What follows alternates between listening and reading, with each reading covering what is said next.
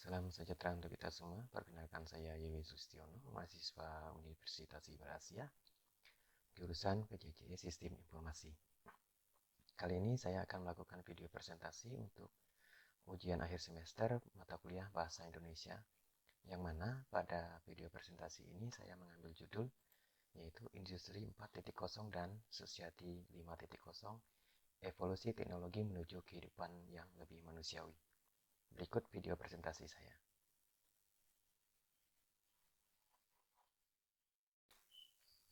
Baik, di sini saya akan melakukan presentasi atau memberikan pendapat terhadap jurnal yang telah saya tulis, yaitu Industri 4.0 dan Society 5.0, Evolusi Teknologi Menuju Kehidupan yang Lebih Baik.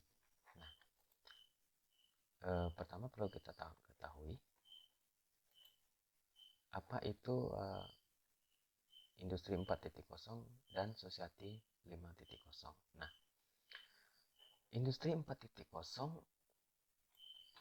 telah menjadi topik hangat dalam beberapa tahun terakhir. Nah, membawa perubahan signifikan dalam cara kita bekerja dan hidup. Nah, dengan menggabungkan teknologi canggih seperti Internet of Things, kecerdasan buatan, dan Big Data, Industri 4.0 berfokus pada otomatisasi dan digitalisasi proses industri.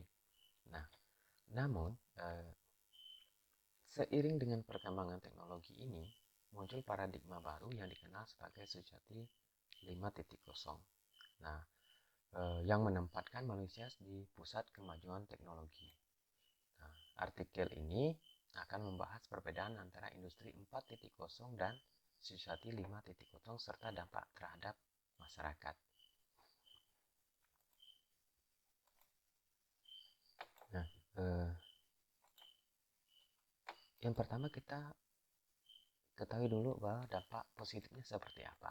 Nah, di Industri 4.0, nah, ada beberapa dampak positif yang perlu kita ambil, ya, seperti peningkatan efisiensi dan produktivitas. Nah, teknologi otomatisasi dan AI atau kecerdasan buatan dapat meningkatkan kecepatan dan akurasi produksi. Nah, mengurangi downtime dan meningkatkan kualitas produk. Ya, kemudian yang kedua itu pengurangan biaya. Proses yang lebih otomatis dan efisiensi dapat mengurangi biaya operasional dan produksi. Kemudian inovasi dan pengembangan produk. Kemampuan untuk menganalisis data secara real time mempermudah inovasi produk dan proses. Nah, sedangkan dampak positif dari Society 5.0 adalah peningkatan kualitas hidup. Nah, teknologi seperti AI dan IoT dapat meningkatkan layanan kesehatan, kemudian mempermudah mobilitas, dan meningkatkan kenyamanan hidup. Kemudian, solusi dan tantangan sosial. Teknologi dapat membantu mengatasi masalah seperti perubahan iklim, bencana alam, dan ketimpangan sosial. Kemudian, keterhubungan yang lebih baik. Nah, masyarakat yang lebih terhubung dan berkolaborasi dapat memfasilitasi pertukaran informasi dan meningkatkan solidaritas. Nah, sekarang selain dari dampak positif, ada juga dampak negatif yang perlu kita antisipasi. Nah, pada Industri 4.0, nah, akan tercipta sebuah pengangguran, kelompok-kelompok pengangguran. Nah, otomatisasi tadi dapat menyebabkan hilangnya pekerjaan, terutama dalam sektor yang bergantung pada tenaga kerja manual. Nah, kemudian kesenjangan keterampilan. Nah, dengan meningkatnya teknologi, ada kebutuhan untuk keterampilan-keterampilan baru yang dapat menyebabkan kesenjangan antara keterampilan yang dimiliki pekerja dan yang dibutuhkan. Nah, kemudian keamanan dan privasi data. Nah, penggunaan data yang besar dan koneksi yang lebih luas dapat meningkatkan risiko pelanggaran data dan serangan cyber. Dimana kita tahu sekarang seperti Facebook, dia menciptakan sebuah dunia metaverse.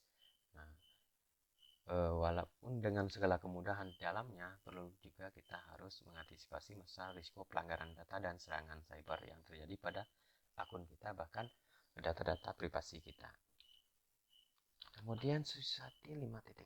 Nah, seperti apa saja dampak negatif? Nah, kesenjangan sosial. Nah, kesenjangan sosial yang tidak merata dapat memperburuk kesenjangan antara mereka yang memiliki akses dan mereka yang tidak memiliki akses. Nah, kemudian ketergantungan pada teknologi. Nah, keterhubungan yang intensif dengan teknologi dapat menyebabkan ketergantungan yang berlebihan dan mengurangi interaksi sosial langsung. Ketergantungan pada teknologi ya seperti kita ketahui, kita lebih pada teknologi saja, lebih berfokus pada komputer kita atau lebih berfokus pada HP kita, sehingga interaksi sosial secara langsung tidak kita lakukan. Kemudian privasi dan pengawasan. Nah, implementasi teknologi canggih dapat menimbulkan masalah terkait privasi dan pengawasan yang lebih intensif. Nah, seperti apa? Kita tahu bahwa belakangan ini beberapa data pribadi dan serta pergerakan kita lebih mudah diawasi. Nah, contoh seperti Google dan sebagainya itu bisa mengambil posisi-posisi kita segala macamnya, kemudian data-data kita serta kebiasaan-kebiasaan kita dalam melakukan browsing dan sebagainya itu tercatat di Google.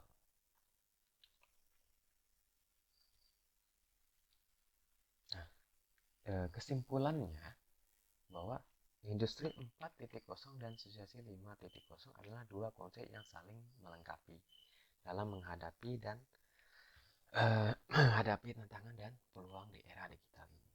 Sementara 4.0 fokusnya pada otomatis dan efisiensi, sedangkan Suksesi 5.0 menempatkan manusia di pusat kemajuan teknologi untuk menciptakan masyarakat yang lebih inklusif dan berkelanjutan. Nah, dengan pendekatan ini yang tepat, teknologi dapat menjadi alat yang kuat untuk meningkatkan kualitas hidup dan menyelesaikan masalah sosial yang kompleks. Berdasarkan pengalaman pribadi saya dalam memanfaatkan teknologi industri 4.0 dan Suksesi 5.0 menunjukkan bahwa teknologi ini dapat membawa banyak manfaat dalam berbagai aspek kehidupan. Nah, seperti contohnya masalah desain, grafis, dan website dengan bantuan AI, kemudian promosi melalui media sosial, belanja online yang mudah, hingga penggunaan ojek online untuk mobilitas. Nah, teknologi telah membuat hidup saya lebih efisien dan produktif. Nah, pengalaman ini juga menggarisbawahi pentingnya terus mengikuti perkembangan teknologi dan mengintegrasinya ke dalam kehidupan sehari-hari untuk mendapatkan manfaat maksimal. Nah, selain mengintegrasikannya, kita juga harus melakukan update terhadap keterampilan kita sendiri. Sehingga jika suatu saat kita dibutuhkan untuk beberapa teknologi baru, kita sudah siap dalam mengatasinya atau menjalankannya. Baik, sekian opini dari saya dan terima kasih.